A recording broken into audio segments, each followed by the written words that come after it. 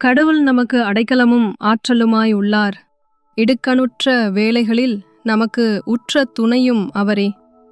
ஆகையால் நிலவுலகம் நிலை குலைந்தாலும், மலைகள் ஆழ்கடலில் அதிர்ந்து நடுங்கினாலும், கடலின் அலைகள் கொந்தளித்து பொங்கினாலும், அவற்றின் பெருக்கால் குன்றுகள் அதிர்ந்து நடுங்கினாலும் எங்களுக்கு அச்சம் என்பதே இல்லை. ஆறு ஒன்று உண்டு, அதன் கால்வாய்கள் உன்னதரான கடவுளின் திரு உறைவிடமான நகருக்கு பேரின்பம் அளிக்கின்றன. அந்நகரின் நடுவில் கடவுள் இருக்கின்றார்.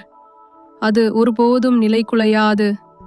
வைகரை தோறும் கடவுள் துணை அதற்கு உண்டு.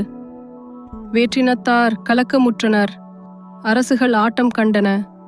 கடவுளின் குரல் முழங்கிற்று, பூவுலகம் கரைந்தது. படைகளின் ஆண்டவர் நம்மோடு இருக்கின்றார்.